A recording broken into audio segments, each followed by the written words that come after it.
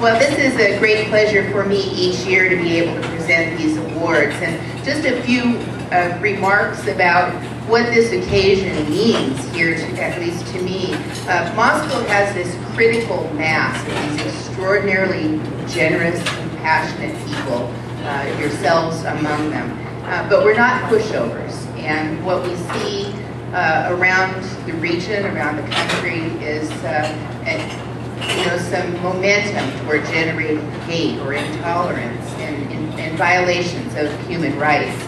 So we're not pushovers. We're not going to take that. And I think everybody in this room and so many others in our community observe that when these violations occur, when there's a threat, that good or evil can prevail.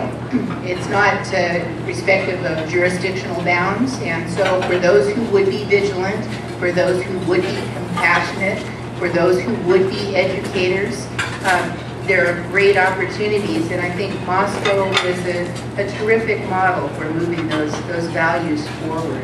I want to thank you all for taking a stand, for speaking out, for your compassion, for your generosity, for your commitment to social justice here and around our region. Today's student recipients who are being acknowledged for their work get it, and they are the next generations of leaders in our world. So it's my pleasure to comment on the winners for that general topic of overcoming fear, hate, and violence in schools and beyond. And in the elementary school division for our art winners, the first grade recipient is Audrey Pollard from Lena Whitmore.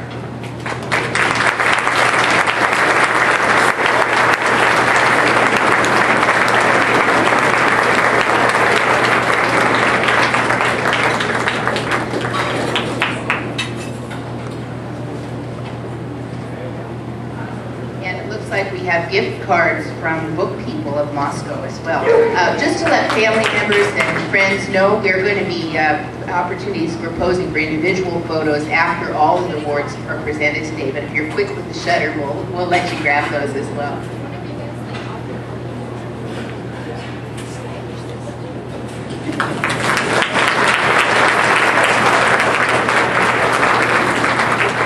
Next, we want to recognize a fourth grader from Moscow Charter School, Zachary Dye.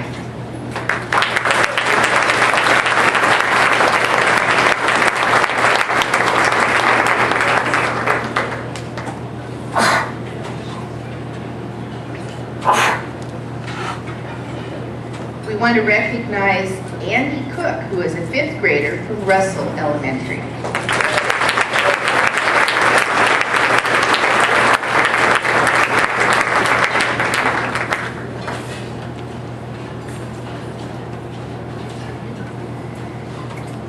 For seventh grade from Genesee Junior High, we'd like to recognize Kelsey Roach.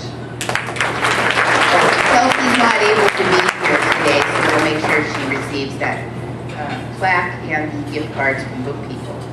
Next, we'd like to recognize the essay winners. From the Lena Whitmore fourth grade class, we have Laura Hickey. Let me just read you an excerpt from Laurel's essay. She said, "Schools are very nonviolent, but there is still bullying and pestering that could be reduced if we try the following things. First, we can do team building activities like games and tasks. Those could help building friendships and partnerships. Also, teachers try hard to stop bullying, but if students don't report it, they can't help. We need to develop more trust in our teachers."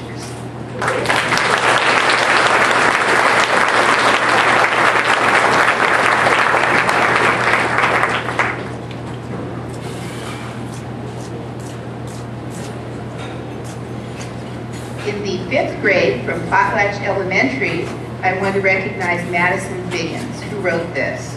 "At school, you can be responsible and respectful to each other and everyone. On the playground, you can be friendly by playing a game and working as a team by working together. Don't let anyone be lonely. Always include each and every one. Don't let anyone not have a friend."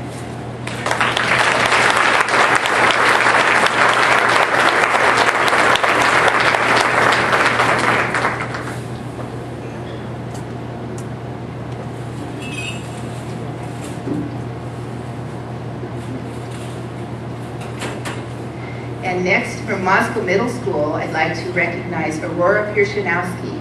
She wrote, "In order to connect people through schools, communities, countries, and the world, we must first start by talking to one another and begin to understand each other's needs. We must understand each other's wants, each other's values, dreams, and beliefs. We must learn to begin to love each other, and instead of hurting each other, begin to help each other."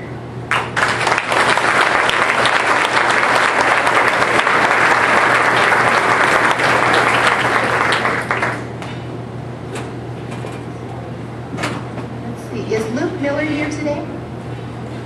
There he is, coming on up.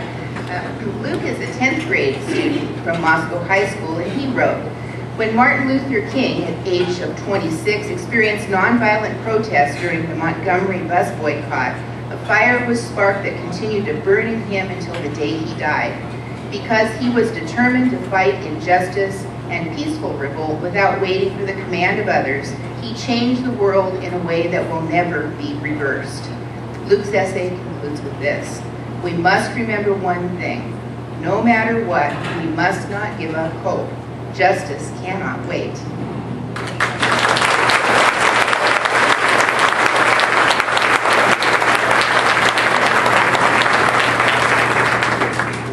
And then finally today, all right, we have an 11th grade Moscow High School student, Tasha Paul, who wrote, "To nonviolently combat violence in schools and communities, it requires treatment from the root of the problem. Many outbreaks of violence and fear are based on hate or fear themselves. Part of the solution can come from putting a greater value on personal worth over appearance, status, and ability, whether this ranges from school nerds to racial minorities of African Americans and Hispanics." Tasha concludes, "The evils of violence will only occur as long as we cling to it, so it is crucial that we let go and free the world from this destructive monster. Through nonviolent resistance towards hate and oppressors, time will bring about an indelible peace."